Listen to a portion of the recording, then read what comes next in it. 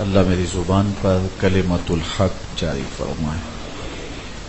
یہ 11 آیات پوری زندگی گزارنے کا نصاب ہے، اور ان آیات میں ہمارے لیے ایک فلاح کی زندگی کا تصور ہے کہ ہم دنیا اور آخرت میں بامراد کیسے ہو سکتے ہیں، کیسے ہم فلاح پا سکتے ہیں، کیسے ہم سرخرو ہو سکتے ہیں۔ تو ارشاد فرمایا قد افلح المؤمنون، بے شک ایمان والے مراد پا گئے۔ خوش نصیب لوگ وہ ہیں جنہیں ایمان کی دولت نصیب ہوئی۔ اس دنیا میں سب سے بڑی دولت جو کسی شخص کو عطا ہوئی ہے وہ دولت ایمان ہے۔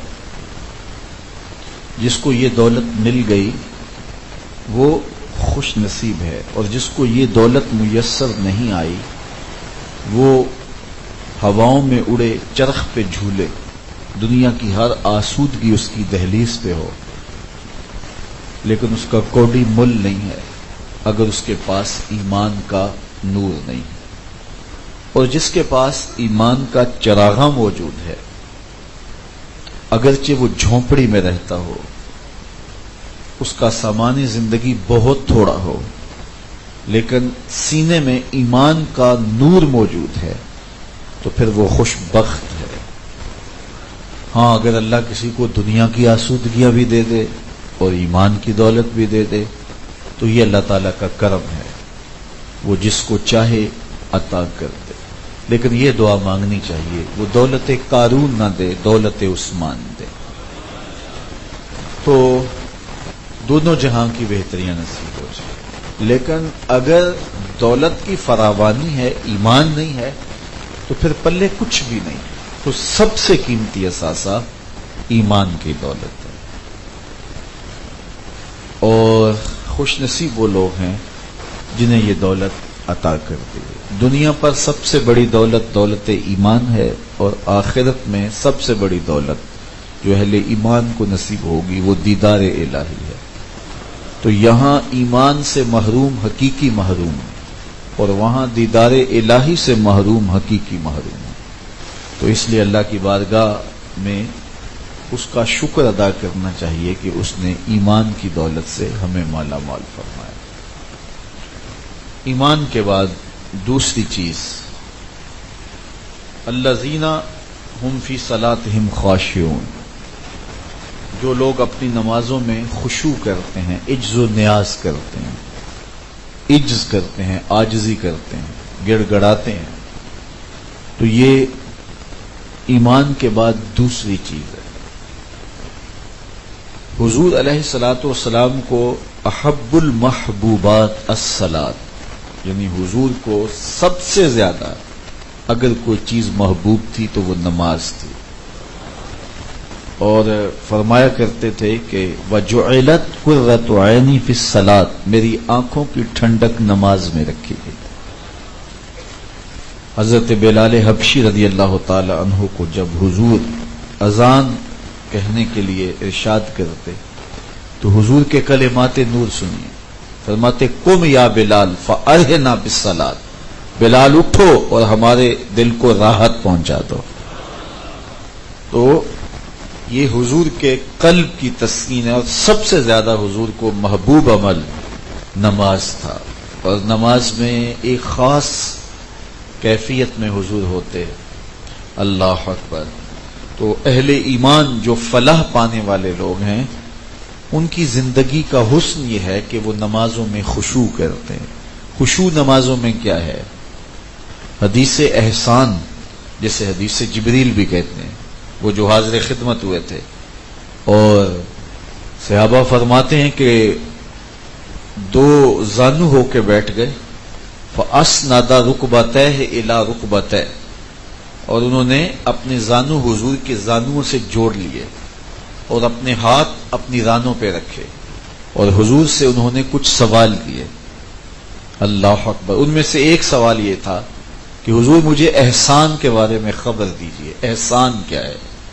تو آقا کریم نے ارشاد فرمایا کہ اپنے رب کی عبادت اس طرح کرے کہ تو اسے دیکھ رہا ہے، یہ تیری کیفیت ہو کہ تو اس کا دیدار کر رہا ہے. اور اگر یہ کیفیت حاصل نہیں ہو پاتی تو کم از کم اس کیفیت میں تجھے ڈوب جانا چاہیے کہ وہ تمہیں دیکھ رہا ہے. اور جب یہ احساس ہو کہ میرا رب مجھے دیکھ رہا ہو تو پھر کیفیات کی کائنات دل میں آباد ہو جاتی ہے کہ میرا رب مجھے دیکھ رہا ہے.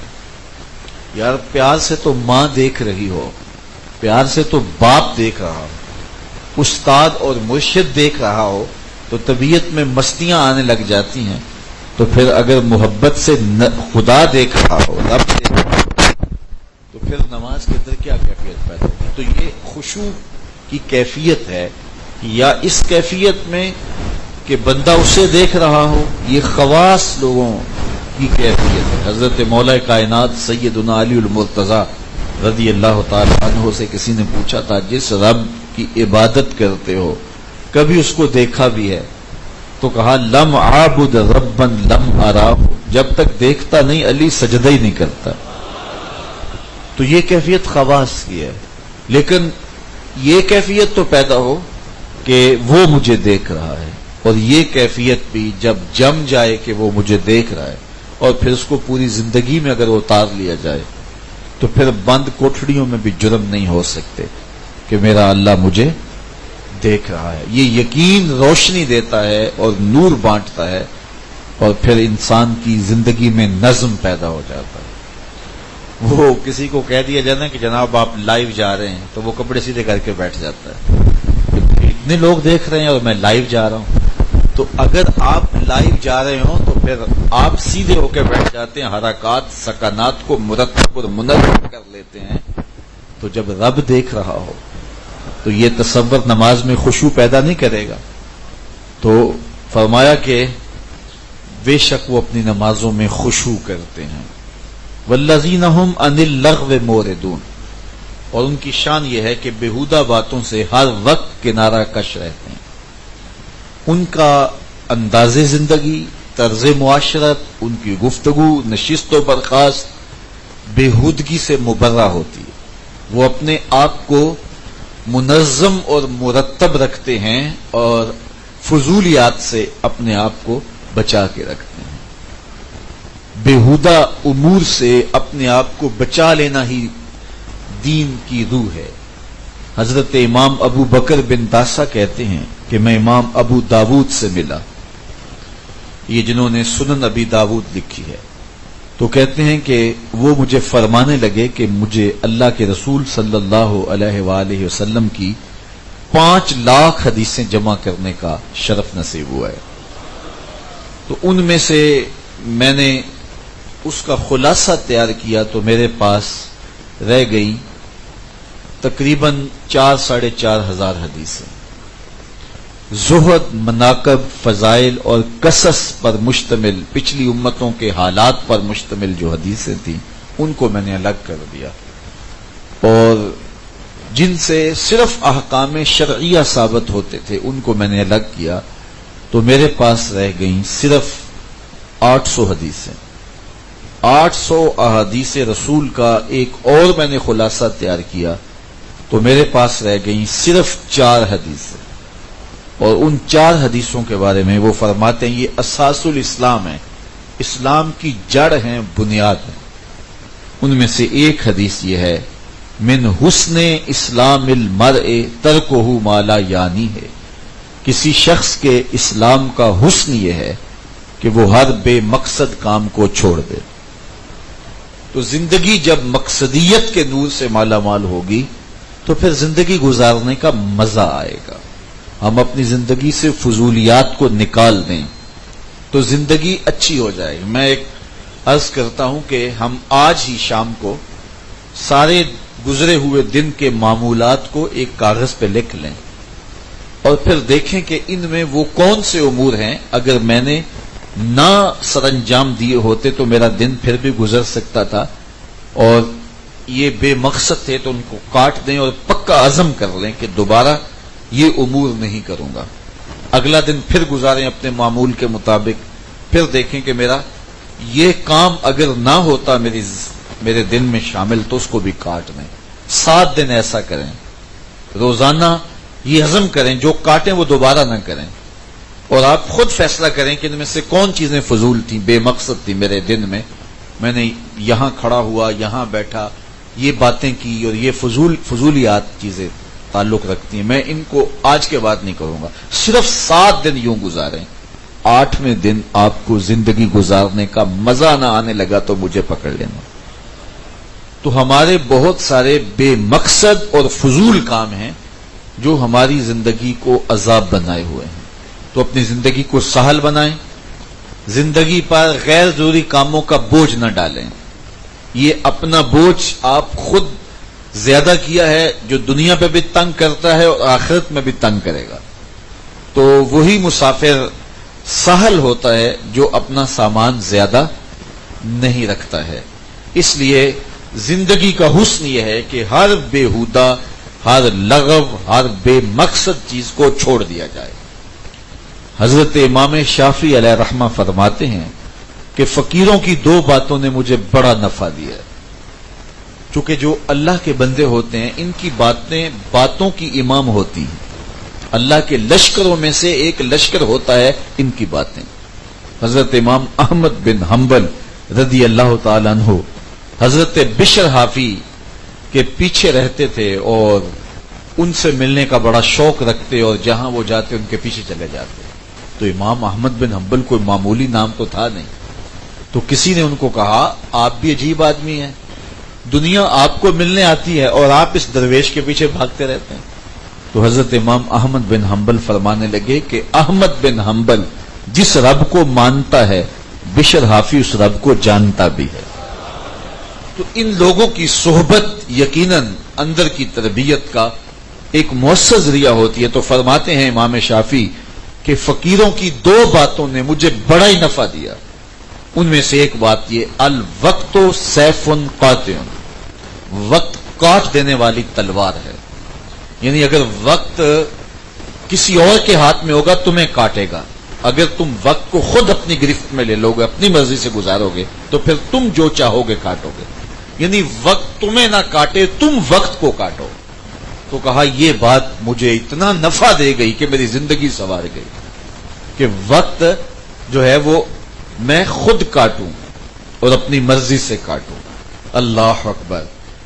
تو جب ہم اپنی مرضی سے وقت کاٹتے ہیں اور وقت پر گرفت ہماری مضبوط ہوتی ہے تو پھر بے مقصد وقت نہیں گزرتا. اور جب ہم وقت کے رحم و کرم پہ ہوتے ہیں تو پھر چائے کے کھوکھے پہ بیٹھے 3 گھنٹے گزر جائیں, حمام پہ بیٹھے 1.5 گھنٹہ گزر جائے, گپ شپ میں وقت گزر جائے, کوئی ٹائم ٹیبل ہی ہمارا نہیں ہے کہ ہم نے کس وقت کیا کرنا ہے. جب ہماری زندگی کا کوئی ٹائم ٹیبل ہی نہیں ہوگا, نظم ہی نہیں ہوگا, تو پھر جہاں بیٹھے بیٹھ گئے, جس نے کھڑا کر لیا کھڑا کر لیا, بے مقصد کاموں میں گھنٹے بیت گئے.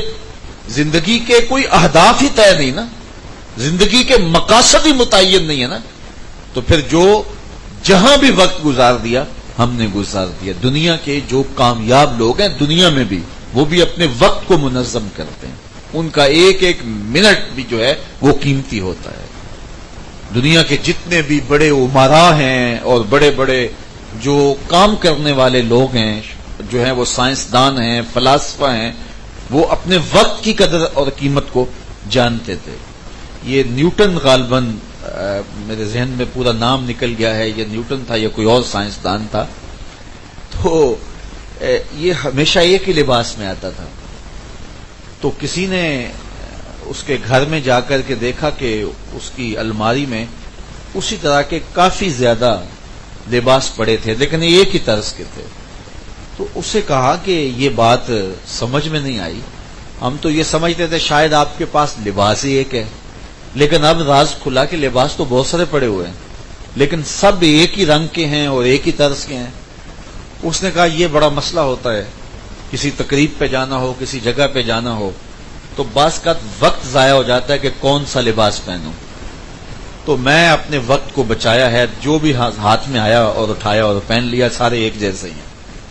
تو خواتین کا اس طرح بہت وقت زیادہ 100 بار نکالتی ہیں اور رکھتی ہیں، یہ پہنوں، اچھا یہ اچھا لگتا ہے، یہ اچھا نہیں لگتا. مرد حضرات بھی آج کل وہ اقبال نے کہا نوجوانہ چوں زنا مشغول تن از حیا بیگانہ پیرانے کہن دخترانے او بچشم خود اسیر شوخ چشمو شوخ گیرو خردہ گیر ساختہ پرداختہ دل باختہ ابرواں مثل دو تیغے آختہ.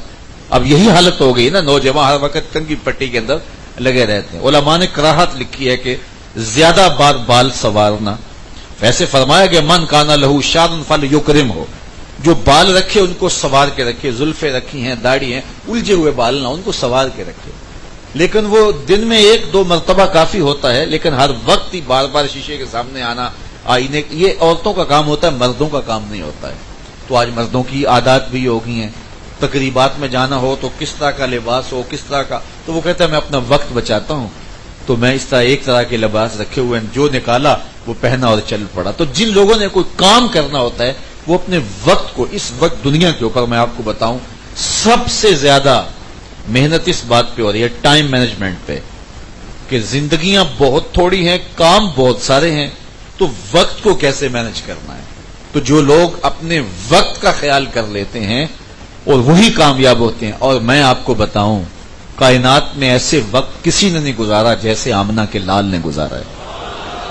کل 63 سالہ زندگی ہے حضور کی، اور پوری دنیا کے اوپر اسلام کو غالب کرنے کی ذمہ داری ہے حضور کی. اور اس قوم کے اندر حضور مبعوث کیے گئے ہیں جو انتہائی سخت گیر قوم ہے.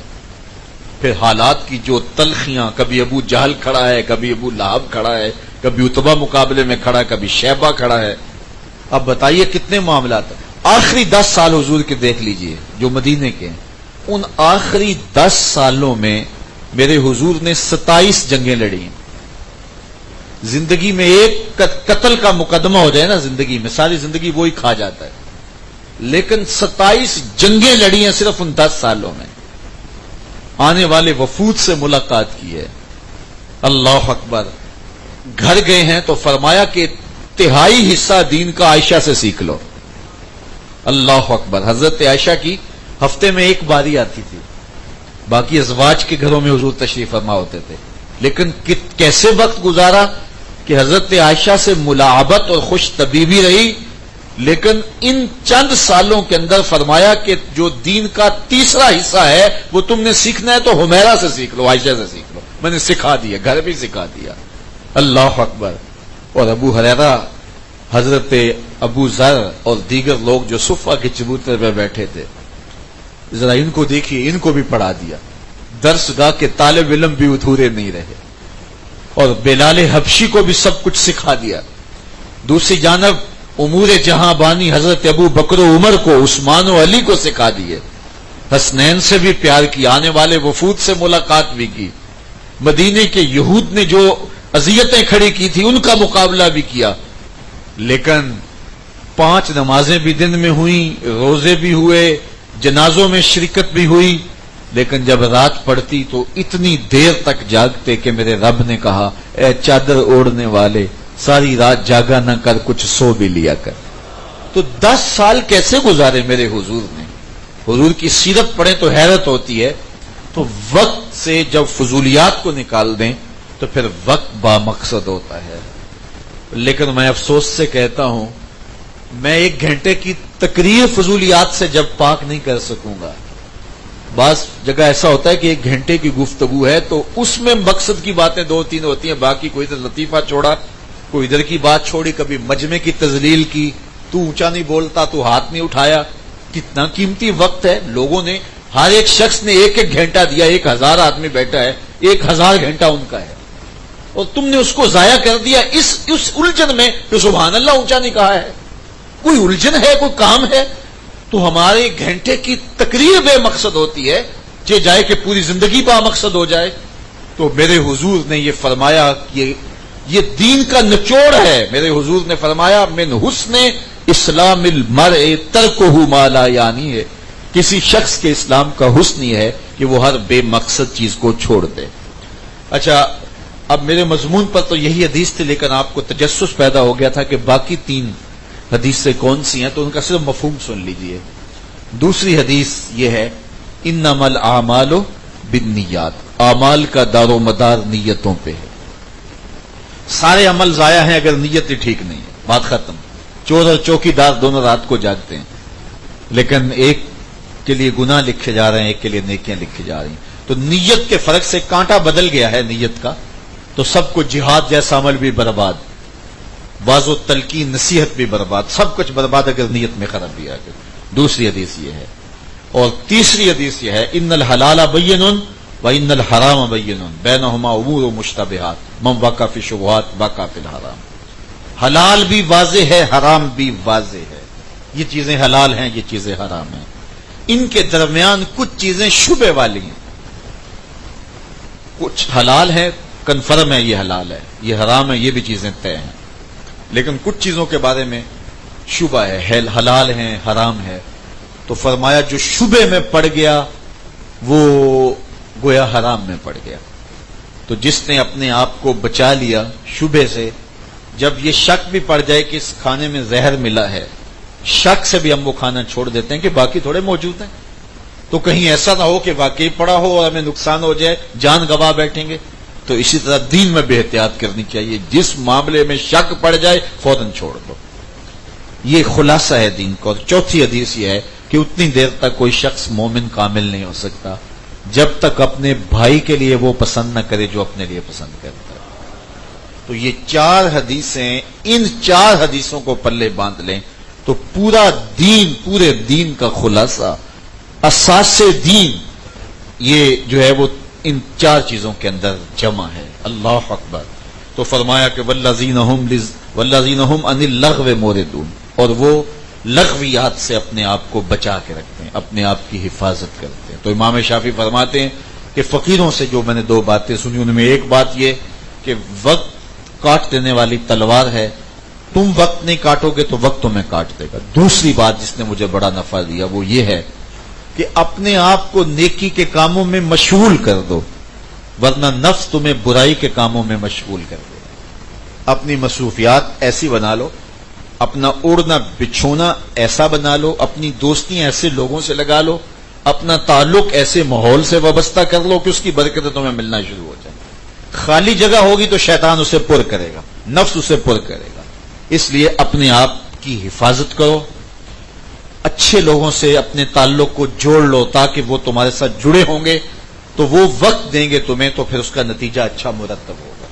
اچھی مجالس سے اپنے آپ کو جوڑ لو، لازم کر لو کہ یہ اچھی مجلس ہے، میں نے وہاں جانا ہی جانا ہے.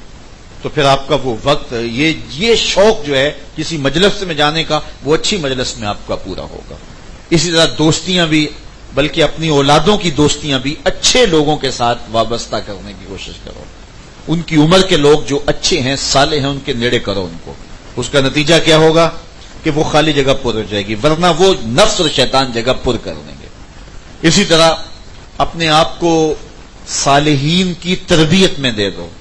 جس طرح کہ ہمارے ہاں طریقت کے سلسلے ہیں، کسی کامل شیخ سے اپنے تعلق کو جوڑ لینا چاہیے، کسی عالم دین کی صحبت میں بیٹھنے اٹھنے کا مزاج بنانا چاہیے تاکہ اس سے برکات حاصل ہو، ورنہ شیطان کسی موقع پہ بھی کسی غلط جگہ وہ خانہ پوری کر دے گا.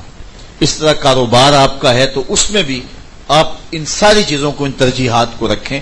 تو کہتے ہیں مجھے ان 2 باتوں نے بہت زیادہ نفع دیا ہے.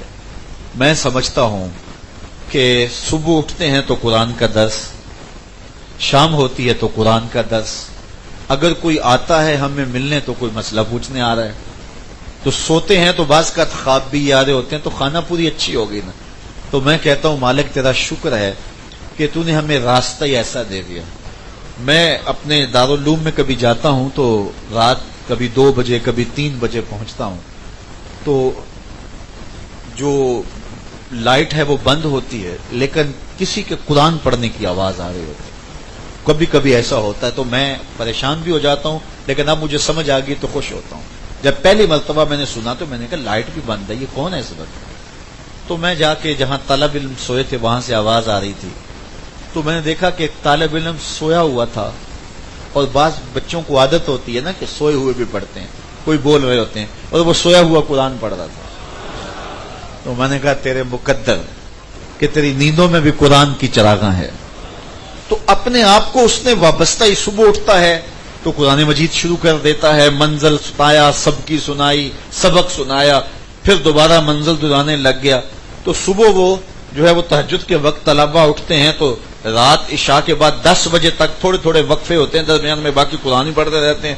اب سویا تو پھر بھی قرآن پڑھ رہا ہے. تو جیسے دن گزرے گا تو ایسے ہی راتیں گزریں گی، پھر خواب بھی ایسے ہوں گے، خیال بھی ایسے ہوں گے. تو میں کہتا ہوں وہ خوش نصیب نہیں ہے جس نے خانہ پوری ہی ایسی کر لی کہ جس کسی خانے کے اندر قرآن رکھا تھا، کسی میں حدیث رکھی تھی، کسی فراغت کے لمحوں میں صالحین کی صحبت رکھی تھی، کسی میں جو ہے وہ اچھائی کی مجلس رکھی تھی، کسی گوشے میں درود رکھا تھا، کسی گوشے میں سلام رکھا تھا، کہیں حضور کی نعت خوانی تھی. تو بتاؤ وہ کتنے خوش نصیب ہیں جو اپنے معاملات کو اس طرح پر کر لیتے ہیں کہ شیطان کے لیے کوئی جگہ ہی نہیں بچتی. وہ کہتا ہے اس گھر کے اندر تو خالی ساری جگہ جو ہیں وہ ذکر و درود سے بھری ہوئی ہیں، تو میں کہاں اس کو بہلاؤں. تو امام شافعی فرماتے ہیں کہ اس بات نے بڑا نفع دیا کہ اپنے آپ کو نیکی میں مشغول کر دو تاکہ نفس تمہیں برائی میں مشغول نہ کر سکے. تو یہ ہے اہل ایمان کی تیسری صفت. دوسری صفت اہل ایمان کی اور فلاح پانے والوں کی تیسری کہ وہ لغویات سے بچتے ہیں. چوتھی صفت والذین ھم للزکاۃ فاعلون، اور وہ ہمیشہ زکوٰۃ ادا کر کے اپنی جان و مال کو پاک کرتے رہتے ہیں. زکوٰۃ تزکیہ سے ہے، یہ زکوٰۃ سے ستھرائی ہوتی ہے مال کی، مال پاکیزہ ہوتا ہے. دولت کی محبت بھی سینے سے کم ہوتی. اقبال نے کہا تھا حب دولت تلف می سازت زکوٰۃ، زکوٰۃ حب دولت کو کم کر دیتی ہے. چونکہ حب دولت جب جم جائے دل میں تو اتنا نقصان کوئی چیز نہیں کرتی جتنی حب دولت کرتی ہے. جو ہے فرمایا کہ حب المال راس و کل خطیہ، جتنے بھی ہمارے گناہ ہیں ان سب کی جڑ مال کی محبت ہے. تو مال کی محبت، فرمایا کہ ہر امت کا کوئی فتنہ ہوتا ہے اور میری امت کا فتنہ مال ہے. جب مال سے ایسے جڑ جائیں گے، ایسی محبت پیدا ہو جائے گی کہ جہاں ضرورت ہے خرچ کرنے کی وہیں بھی خرچ نہیں کریں گے تو پھر وہ محبت ان کے اندر کو اجاڑ دے گی. اس لیے اللہ تعالیٰ نے اس امت پر کرم کیا کہ 40واں حصہ ان پر زکوٰۃ کا واجب اور فرض قرار دے دیا. یہ تو ہر صورت ادا کرنا ہی کرنا ہے. تو اس سے کیا ہوگا؟ اس سے مال کی محبت کم ہوگی. اور اس کے علاوہ بھی نفلی طور پہ خرچ کرنے کی ترغیب دی. ایک زمانہ تھا جب حضور سے پوچھا گیا یسألونک ماذا ينفقون قل العفو، اے محبوب فرما دیجئے جب یہ پوچھتے ہیں کہ ہم مال خرچ کیا کریں تو کہا جو ضرورت سے زیادہ ہے سب خرچ کر دو. تو ابتداً یہ تھا، لیکن اس کے بعد زکوٰۃ کا حکم آ گیا اور خرچ کرنے کی جو ہے وہ وجوبی حد ہے وہ یہ ہے کہ 40واں حصہ آپ ہر صورت میں خرچ کریں گے. اب اس کے علاوہ نوافل کی ترغیب دی گئی کہ اس کے علاوہ اگر نفلی طور پہ تم خرچ کرو، کچھ تمہاری وجوبی صورتیں اس کے علاوہ بھی ہیں، صدقہ فطر ہے، منت مان چکے ہو تو وہ بھی وجوبی صورت ہے، اور بہت ساری صورتیں. لیکن جو نفلی اخراجات ہیں تو ان کی بھی ترغیب دی کہ ان کو راہ خدا کے اندر خرچ کرو. ایک تو حب دولت کم ہوگی اور دوسرا یہ ہے کہ تمہارے جو مقاصد ہیں مال خرچ کرنے کے وہ حاصل ہوں گے کہ غرباء کو، مساکین کو، یتاماء کو، ضرورت مندوں کو، حاجت مندوں کو تمہارے سے فائدہ پہنچے گا. یہ بات ذہن میں رکھیں کہ مال کمانے کی جو شرطیں ہیں اور نیتیں ہیں وہ 3 ہیں. 3 نیات سے اگر روزی کمائی جائے تو وہ عین دین ہے. چوتھی نیت آ گئی تو باطل ہو جائے گا سب کچھ. پہلی نیت اپنے آپ کو سوال سے بچانے کی نیت کہ میں اپنی ضروریات کے لیے کسی سے سوال نہ کر سکوں، کیونکہ جس نے سوال کیا قیامت کے دن اس کے چہرے پہ داغ ہوں گے. ایک تو یہ نیت، پہلی نیت. جب کوئی شخص بھی رزق کماتا ہے، ملازمت کرتا ہے، مزدوری کرتا ہے، کاروبار کرتا ہے، کھیتی باڑی کرتا ہے، کوئی بھی کام کرتا ہے تو اس کے مقاصد میں سے پہلا مقصد اسے مستحضر ہونا چاہیے اپنے آپ کو سوال سے بچانا. دوسری اس کی نیت یہ ہونی چاہیے کہ اپنے بچوں کی صحیح کفالت کرنا، ان کی ضروریات کو پورا کرنا، ان میں بچوں کی شادیاں ہیں، ان کی تعلیمی اخراجات ہیں، ان کی رہائشی ضروریات ہیں، دیگر ان کی ضروریات ہیں، اور وہ جو صاحب مال ہے وہ وسعت سے کرے، باقی اپنے کفاف کے مطابق کرے۔ یجب علی صاحب المال ان یوسع علی عیالہ، جو صاحب مال ہے اس کو چاہیے کہ اپنے عیال پر، اپنے اہل پر وسعت کے ساتھ خرچ کرے، اور اس میں صرف اس کی اولاد نہیں آتی، اس کے بوڑھے ماں باپ بھی آتے ہیں، اس کے چھوٹے بہن بھائی بھی آتے ہیں جو کماتے نہیں، تو جن کی کفالت اس کے ذمے ہے ان کی کفالت ادا کرنے کی نیت سے کاروبار کیا جائے، یہ دوسرا مقصد ہے۔ تیسرا مقصد، معاشرے کے اپاہج، کمزور، لاچار، جن کا کوئی کمانے والا نہیں، اراملہ، مساکین، یتاما، مدارس دینیہ، فلاحی کاموں کے لیے ضروریات اور راہ دین میں نکلے ہوئے، رکے ہوئے لوگوں کی مدد، نصرت اور اعانت، یہ اس کی تیسری نیت ہونی چاہیے کہ اگر مجھے میری اور میرے بچوں کی ضرورت سے زیادہ ملتا ہے تو پھر میں اس کو دوسرے لوگوں کے اوپر خرچ کروں گا۔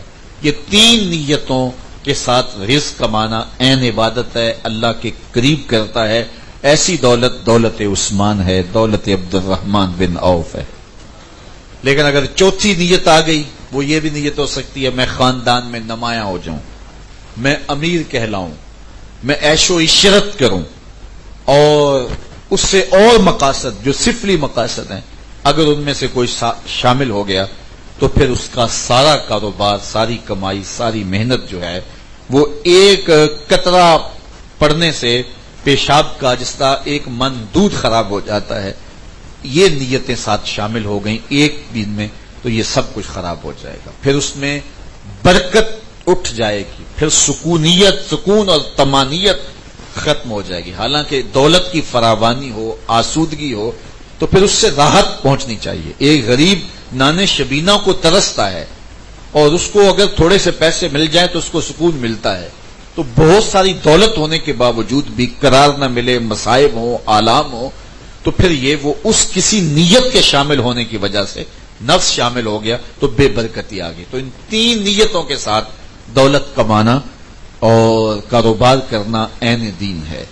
تو اس لیے ہمیں راہ خدا میں اگر اپنی ضرورت سے زیادہ ہے تو اس کو خرچ کرنا چاہیے، لیکن اگر ضرورت سے زیادہ نہیں ہے تو پھر بھی خرچ کرتا ہے، یعنی صرف اپنی ضرورت ہی پوری ہو رہی ہے لیکن وہ ایک روٹی کھا سکتا ہے تو آدھی اس سے کسی اور کو دے دیتا ہے ضرورت مند کو، تو یہ بہت زیادہ اللہ کی رضا کا سبب اور ذریعہ ہے۔ لیکن ضرورت سے اگر زیادہ ہے تو پھر اس کو جو ہے وہ ارامل، مساکین اور سب میں، اس سے رزق میں برکت ہوتی ہے۔ جس طرح کہ اللہ تعالیٰ نے، اللہ کے محبوب علیہ السلام نے بنی اسرائیل کا وہ واقعہ بیان فرمایا کہ ایک آدمی جا رہا تھا، پہاڑیوں سے گزر رہا تھا کہ بادل کو آواز آئی کہ تو برس جا اور فلاں کے باغ کو پانی جو ہے وہ پلا دے، تو بادل برسا اور وہ پہاڑی ندی سے گزرتا ہوا آگے بڑھتا گیا اور یہ شخص بھی ساتھ چل پڑا۔ جب وہاں پہنچا تو دیکھا کہ ایک آدمی بیلچا لے کے جو ہے وہ اپنے باغ کے لیے راستے سیدھے کر رہا تھا پانی کے، تو پانی اس نے اپنے باغ کو لگا لیا، تو اس نے اس کا نام پوچھا تو وہ وہی نام تھا جو اس کو جو ہے وہ بادل کو فرمان جاری ہوا اور نام اس نے سنا تھا۔ اس نے ساری کہانی سنائی اور کہا کہ میں تجھے پوچھنا چاہتا ہوں کہ تو اس باغ میں کرتا کیا ہے کہ تیرے باغ کے پانی کے لیے بادلوں کو بھی حکم نامے مل رہے ہیں۔ اس نے کہا میں یہ کرتا ہوں کہ جب اس کی کھیتی پک جاتی ہے تو میں اس کو 3 حصوں میں بانٹ دیتا ہوں، ایک حصہ میں اپنے بچوں کے لیے رکھ لیتا ہوں، ایک حصہ اسی باغ پر دوبارہ لگاتا ہوں اس کو بڑھانے کے لیے، بہتر کرنے کے لیے، اور ایک تیسرا حصہ سارے کا سارا میں غرباء و مساکین اور ضرورت مندوں میں بانٹ دیتا ہوں۔ میرا بس اتنا کام ہے، باقی کام اللہ کے ہیں۔ اللہ اکبر۔ تو اس لیے جب آپ اپنے رزق کو اس کے لیے وقف کریں گے تو پھر اس کی برکتیں نصیب ہوں گی۔ حضرت شیخ احمد مجدد الف ثانی علیہ رحمہ کا ایک فرمان آپ کو اس لیے سنانے لگا ہوں کہ آج کل چونکہ مدارس دینیہ کو فنڈز کی ضرورت ماضی سے کہیں زیادہ ہو گئی اور مدارس دینیہ کے حجم بھی سمٹ گئے، تو آپ فرماتے ہیں کہ جس دور میں دین کی قدریں پامال ہو رہی ہوں اس دور میں اعانت دین کے لیے خرچ کرنا، ایک دانگ خرچ کرنا، اس کو ہم اپنی زبان میں ایک پیسہ یا ایک ٹگا کہہ سکتے ہیں، ایک دانگ خرچ کرنا دیگر مدات میں لاکھوں روپے خرچ کرنے سے افضل، اشرف اور زیادہ مقبول بارگاہ ہے۔ اس لیے مدارس دینیہ کے لیے آپ کو جب کہا جاتا ہے تو دل کھول کر کے اس کے لیے خرچ کیا کرو، کشادہ دلی کے ساتھ، اس سے حضور راضی ہوتے ہیں، چونکہ یہ جو طلبہ ہوتے ہیں یہ اللہ کے رسول کے مہمان ہیں، ان کو کہا جاتا ہے کہ یہ رسول اللہ کے مہمان ہیں، چونکہ ان کے لیے آئے ہیں، تو ہم ان مہمانوں کی خدمت کرتے ہیں اور ان کے لیے اعانت کے لیے جو ہے وہ ہم آگے بڑھتے ہیں۔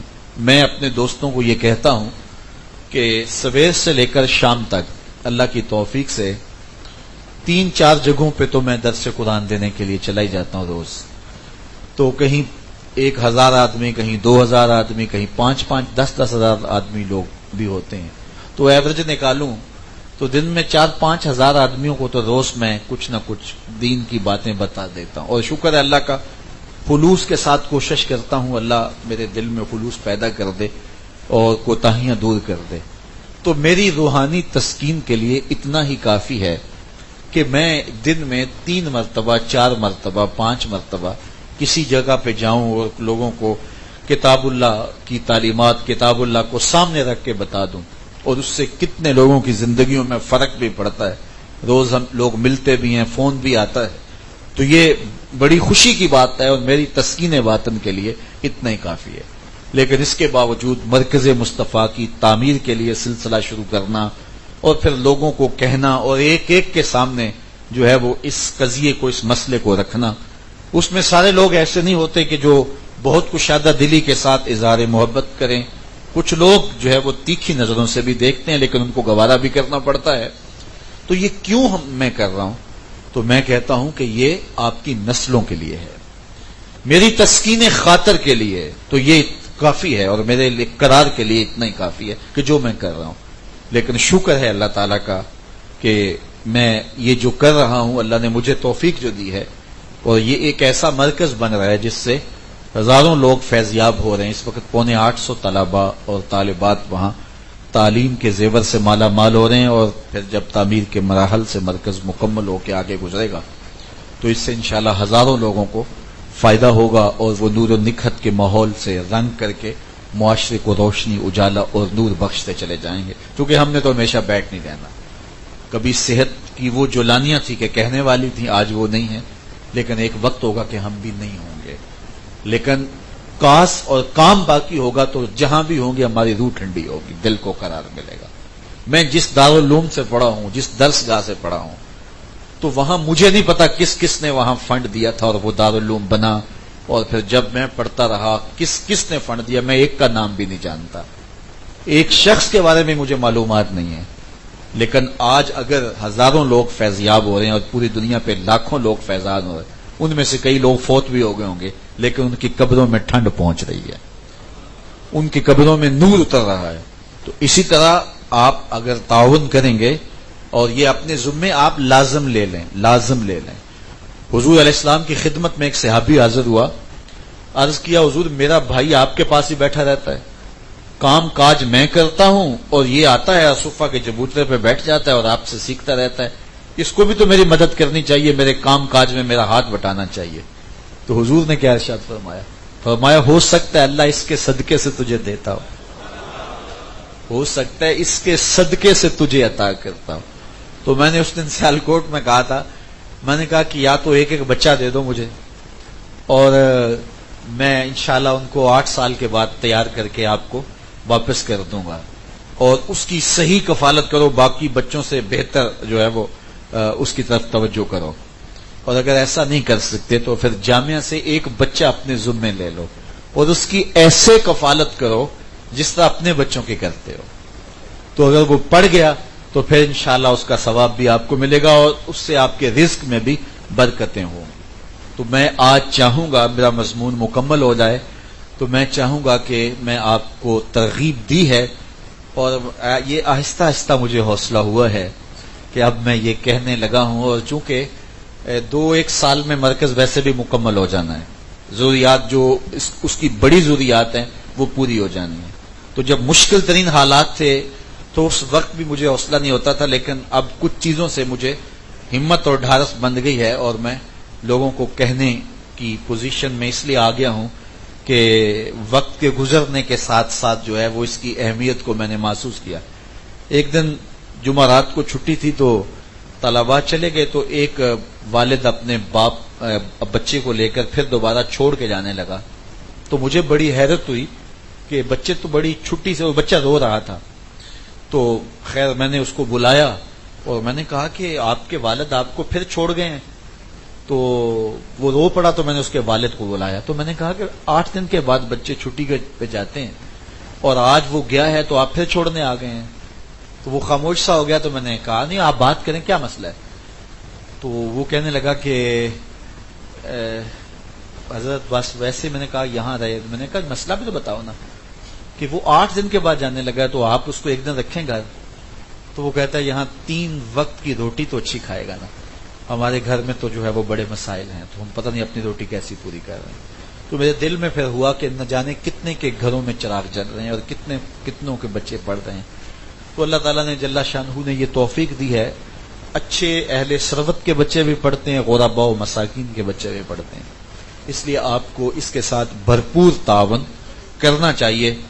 اور اللہ تعالیٰ خود ہی مال دے کے، دیکھیے اس کی قدرت ہے، اگر وہ چاہتا جس نے امراء کو دیا ہے وہ مدارس کے لیے بھی کوئی راستہ کھول دیتا. جو امراء کے لیے راستے اس نے کھولے ہیں ان کو رزق فراما دیتا ہے تو ایسے کوئی اسباب ایسے بھی پیدا کر دیتا، لیکن اس نے ایسے نہیں کیا. ان کو دے کے پھر ان سے کہا ہے کوئی ہے مجھے قرض دینے والا، میں دورہ لٹاؤں گا اس کو. کوئی ہے؟ خود دے کے خود کہتا ہے من ذا الذی یقرض اللہ قرضا حسنا. اچھا پھر قرض دینے والوں پہ بھی وارے وارے جائیں. جب یہ آیت نازل ہوئی نا تو حضرت ابو دہدہ رضی اللہ تعالیٰ نے حضور کا ہاتھ پکڑ لیا، کہا حضور اللہ نے واقعی قرض مانگا ہے؟ حیرت کی بات ہے، خود دے کے خود کہتا ہے قرض دو. تو کہا اللہ نے واقعی قرض مانگا ہے؟ فرمایا ہاں ابو دہدہ اللہ نے واقعی قرض مانگا ہے. تو حضور کا ہاتھ پکڑ کے ایک سمجھ چل پڑے. چلتے چلتے اپنے باغ کے کنارے پہنچے. 600 کھجوروں کا درخت تھا ان کے باغوں میں. یہ تو ذمہ دار جانتے ہیں نا کہ جب فصل پل جائے اور پک جائے، وہ کہتے ہیں جٹ گنا نہیں توڑنے دیتا، گڑ دی پیسی دے دیتا ہے. چونکہ جب فصل لہلہا رہی ہو تو پھر وہ ایک اپنے ہی چسکا ہوتا ہے. قرآن کہتا ہے یوجب الذرا، جب فصل پک جاتی ہے تو پھر جو کاشتکار ہوتا ہے اس کو اتنی بھلی لگتی ہے کہ وہ نہال ہو کے جاتا ہے. یوجب الذرا، ذرا کہتے ہیں یہ زراعت کرنے والا، اس کو بھلی لگ رہی ہوتی ہے. تو اب کھیتی پکڑی اور پھر کھجور کب لگائی جاتی ہے اور کب کھڑی ہوتی ہے. تو 600 کھجوروں کے درخت تھے تو اس کے کنارے لے گیا. اور حضرت ابو دہدہ پھر حضور کا ہاتھ پکڑ کے پھر ایک بار پوچھتے ہیں حضور کیا واقعی اللہ نے قرض مانگا ہے؟ حضور نے کہا ہاں ابو دہدہ اللہ نے قرض مانگا ہے. کہا پھر اس سودے کے آپ گواہ بن جائیں، میں نے یہ باغ قرضے میں دے دیا، میں نے اللہ کو یہ باغ قرضے میں دے دیا. اب ان کی جو بچے تھے، رہائش تھی اس وقت باغوں کے اندر ہی ہوتی تھی، آج بھی وہاں رواج ہے باغوں کے اندر، مزروں کے اندر ہی ان کی رہائشیں ہوتی ہیں. تو باغ کے اندر ہی رہائش تھی اور رہائش ہے بھی تھی ان کی. اب باغ کے اندر نہیں جا رہے، باہر کھڑے ہو کے آواز دی یا امت دہدہ اخرجی، دہدہ کی امی بچوں کو لے کے باہر آ جا، یہ باغ اب ہمارا نہیں رہا، ہم نے اللہ کو دے دیا. اچھا اس خاتون نے غصہ نہیں کیا کہ اب دہدہ کے ابو یہ کیا غضب ڈایا، کوئی دوسری رہائش کا انتظام بھی نہیں کیا اور سارا باغ ہی دے دیا. لیکن یہ حضور کے مدرسے کے پڑے ہوئے لوگ تھے. اللہ اکبر. تو وہ جلدی جلدی بچوں کو سمیٹ کے باہر لے آئی اور حضور کے پاس حضرت ابو دہدہ کھڑے تھے. اور یہ ام دہدہ کیا بولتی ہے؟ رابحہ بیعک یا ابا دہدہ، دہدہ کے ابو بڑا ہی نفع والا سودا کر لیا تم نے، بڑا ہی نفع والا سودا کر لیا ہے تم نے. تو اللہ تعالیٰ خود دے کے کہتا ہے میری راہ میں خرچ کرو. اور میرے حضور نے قسم کر کے کہا ما نقصا مال عبد من صدقہ، فرمایا میں محمد قسم اٹھاتا ہوں کہ صدقے سے مال کم نہیں ہوگا. والذین هم لفروجہم حافظون، ان کی ایک صفت یہ ہے کہ وہ اپنی شرم گاہوں کی، اپنی پارسائی کی حفاظت کرتے ہیں، عصمت کے جوہر کو لٹنے نہیں دیتے. میڈیا نے بے حیائی اور بے شرمی کا بازار تو گرم کیا ہی تھا، ہمارے الیکٹرانک میڈیا نے. لیکن یہ سوشل میڈیا نے تو قیامت ڈھا دی. میں آج ایک رپورٹ پڑھ رہا تھا کہ پاکستان میں ہر شخص جو ہے شعوری اور غیر شعوری طور پہ بالخصوص نوجوان 7 گھنٹے تک جو ہے وہ میڈیا کو دیکھنے پہ مجبور ہے. پرنٹ میڈیا ہے، یہ سڑکوں کے اوپر لگے ہوئے سائن بورڈ ہیں اور خبروں کے نام سے، اور اس میں بھی صنفی آزادی اور سوشل میڈیا پر. تو 7 گھنٹے جو اس دلدل میں رہے تو وہ پھر اپنی عصمت کی جوہر کی حفاظت نہیں کر پاتا الا ماشاء اللہ جس کو اللہ توفیق دے. تو اس لیے ہمیں خاص طور پہ فالح شخص کی نشانیوں میں بتایا گیا کہ وہ اپنی آبرو لٹنے نہیں دیتا. اللہ اکبر. میرے حضور نے ارشاد فرمایا جو تمہارے 2 جبڑوں کے درمیان ہے یعنی تمہاری زبان، اور جو 2 ٹانگوں کے درمیان ہے تمہاری پارسائی کی جگہ، تم ان 2 چیزوں کی مجھے ضمانت دے دو، میں محمد تمہیں جنت کی ضمانت دے دیتا ہوں. تو جس کی عصمت کا جوہر ہی لٹ جائے، جس کی آبرو کا جوہر ہی بہ جائے، اس کے پلے رہتا کیا ہے؟ اس کا روحانی چہرہ اتنا مسخ ہوتا ہے کہ اس کے اوپر پھر دور نہیں آ سکتا. تو خوش نصیب وہ لوگ ہیں کہ جو اپنے آپ کو، اپنی عصمت کو، اپنی آبرو کو اور اپنی آبرو کے جوہر کو محفوظ رکھتے ہیں. والذین هم لفروجهم حافظون الا علی ازواجهم او ما ملکت ایمانهم، مگر ان کی جو بیویاں یا ملک کی باندیاں ہیں، فإنهم غیر ملومین، اس پر انہیں کوئی ملامت نہیں. فمن ابتغى وراء ذلك، جس نے اس کے علاوہ کوئی راستہ تلاش کیا، فاولئک هم العادون، تو فرمایا کہ وہ سرکش ہے، حد سے بڑھنے والوں لوگوں میں سے ہے. اللہ اکبر. اللہ تعالیٰ کی بارگاہ میں دعا ہے کہ وہ ہمارے نوجوانوں کی بالخصوص اس نسل نو کی آبرو کی حفاظت فرمائے، تاکہ یہ روحانی بربادی کا سامان نہ کر بیٹھیں اور اپنے اندر کے جوہر کو لٹا نہ بیٹھیں. میرے حضور صلی اللہ علیہ وسلم نے فرمایا کہ جب کوئی شخص برائی کرتا ہے تو وہ مومن نہیں رہتا، یعنی ایمان جو ہے وہ اس سے نکل جاتا ہے. اللہ اکبر. تو فرمایا کہ والذین هم لفروجهم حافظون والذین هم لاماناتهم وعہدهم راعون. معاشرتی طور پہ بھی فلاح پانے والا شخص معاشرتی قدروں کا حامل ہوتا ہے، عہد کی پاسداری کرتا ہے اور وعدوں کو پورا کرتا ہے اور امانتوں کو ادا کرتا ہے. جو شخص عہد پورا نہیں کرتا، میرے حضور نے فرمایا لا دین لمن لا عہد لہ، جس کا عہد نہیں ہے اس کا دین ہی نہیں ہے. وعدہ کر کے جو اس کی تکمیل ہی نہیں کرتا، اس کو پورا ہی نہیں کرتا، تو کیا اس کے پلے کیا باقی ہے؟ میرے حضور نے تو کسی سے عہد کیا، وعدہ کیا کہ تمہارے آنے تک میں یہاں کھڑا تمہارا انتظار کروں گا، اور وہ جا کے بھول جاتا ہے، اور حضور 3 دن تک وہاں کھڑے رہتے ہیں، صرف قضائے حاجت کے لیے جاتے ہیں، پھر آ کے کھڑے ہو جاتے ہیں. 3 دن کے بعد وہ اچانک وہاں سے گزرا، اس نے حضور کو کھڑا دیکھا تو پھر یاد آیا یہ تو مجھے انہوں نے فرمایا تھا. تو بڑا پریشان ہوا، تو حضور نے صرف اتنا کہا صاحب تو نے مجھے مشقت میں ڈال دیا. 3 دن تک میرے حضور اس کے انتظار میں کھڑے ہیں، قصور بھی اس کا ہے. تو جس نبی کا انداز حیات یہ ہو تو اس نبی کی امت وعدہ خلاف ہو تو شرم کی بات نہیں ہے. پھر حضور کے گھر کا گھراؤ کیا ہوا ہے کفار نے، اور حضور کی زندگی کا چراغ گل کرنے کے درپے ہیں، معاہدہ کر کے آئے ہیں کہ چھوڑیں گے نہیں. لیکن حضور حضرت علی کو کہہ رہے ہیں میرے بستر پہ لیٹ جاؤ، صبح ان کی امانتیں دے کے آنا. یہ خون کے پیاسے تھے، کہا ان کی امانتیں ان کے سپرد کر کے آنا. کوئی زمانے میں کردار لاؤ تو صحیح ایسا. تو کیا ہمیں اپنے نبی کے کردار کی سنت کو اپنے اندر اتارنے کی کوشش کرنی چاہیے یا نہیں کرنی چاہیے؟ تو وہ عہد پورا کرتے ہیں، امانتیں ضائع نہیں ہونے دیتے. والذین هم علی صلواتہم یحافظون، اور وہ اپنی نمازوں کی محافظت کرتے ہیں. مختصر مضمون میں نماز کا ذکر 2 بار آ گیا. اس کا مطلب یہ ہوا کہ نماز کتنی اہم ہے. پہلے فرمایا گیا الذین هم فی صلاتہم خاشعون، نمازوں میں گڑ گڑاتے ہیں، عجز کرتے ہیں، خشوع کرتے ہیں. یہاں فرمایا محافظت کرتے ہیں. کوئی اس وجہ سے نماز نہ چھوڑ دے کہ میری نماز میں تو حظ ہی نہیں ہے، لطف ہی نہیں ہے، میری نماز میں تو خشوع ہی نہیں ہے، تو مجھے کیا فائدہ پڑھنے کا؟ میں تو نماز کے لیے کھڑا ہوتا ہوں تو دکان پہ ذہن چلا جاتا ہے، خیال کاروبار میں چلا جاتا ہے، تو مجھے کیا فائدہ نماز پڑھنے کا؟ میں رہا ایسی نماز سے. نہیں، خیال بھی ستائیں، سوچیں بھی آوارگی کی طرف لے جائیں، لیکن نماز اور سجدہ قضا نہیں ہونا چاہیے. نماز کی محافظت کرتے ہیں. یہ 2 مرتبہ نماز کا ذکر کیا گیا. محدث کچوچوی علیہ رحمہ سے ان کے ایک مرید نے کہا حضرت بڑی پریشانی ہے. کہا کیا ہوا؟ کہا نماز پڑھتا ہوں لیکن لطف نہیں آتا، مزہ نہیں آتا، سرور نہیں آتا. تو آپ نے فرمایا اچھا اس کے باوجود پڑھتے تو ہو نا؟ اس نے کہا وہ تو اللہ کا حکم ہے، وہ تو پڑھتے ہی پڑھتا ہوں. تو یہ بات سننے کی دیر تھی، حضرت محدث کچوچوی جھومنے لگے. فرمایا واہ واہ، تم لطف کے بندے نہیں ہو، اللہ کے بندے ہو. کہ لطف نہیں بھی آتا پھر بھی پڑھتے ہو، اس کا مطلب یہ ہوا کہ تم لطف کے لیے نہیں پڑھتے، تم رب کے لیے پڑھتے ہو. تمہیں لطف آتا ہے یا نہیں آتا، مجھے تو تیری بات سے لطف آ گیا کہ تم رب کے لیے پڑھ رہے ہو.